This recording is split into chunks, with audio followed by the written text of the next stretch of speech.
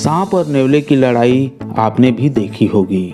इस लड़ाई में कभी सांप का पलड़ा भारी होता है, कभी नेवले का। इस दौरान दोनों ही लहूलुहान हो जाते हैं। ज़्यादातर मामलों में नेवला सांप को मार देता है और जीत अधिकतर नेवले की ही होती है। सांप और नेवला एक दूसरे के जानी दुश्मन होते हैं और जब भी ये एक दूसरे के सामने होते हैं तो दोनों एक दूसरे के खून के प्यासे हो जाते हैं।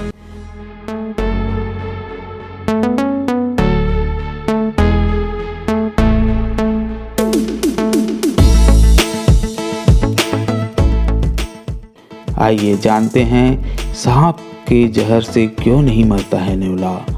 भारत में पाए जाने वाले भूरी नेवले पर सांप का जहर का असर कम होता है, लेकिन यह भी माना जाता है कि इस खूनी लड़ाई के बाद ज़्यादातर नेवले खुद ही मर जाते हैं, क्योंकि सांप के जहर का असर उन पर कुछ समय बाद होता है।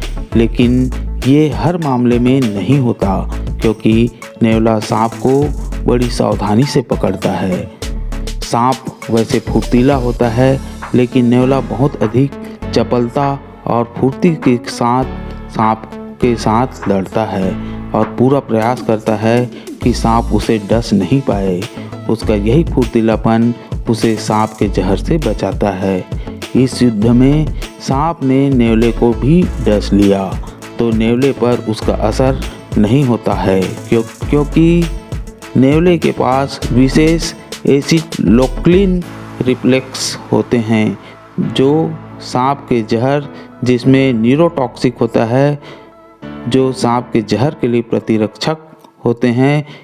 यह रिसेप्टर की ढाल इसके उत्परिवर्तित डीएनए हैं, इसके कारण वह बच जाती है।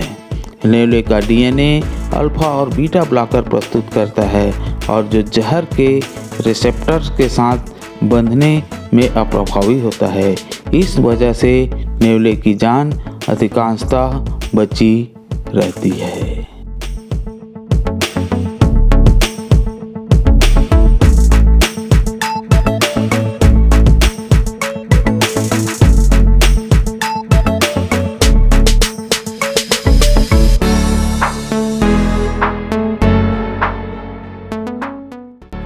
दोस्तों, आपको यह जानकारी जानकर कैसे लगी? अगर अच्छी लगी हो तो इस वीडियो को लाइक और शेयर ज़रूर करें। Thank you.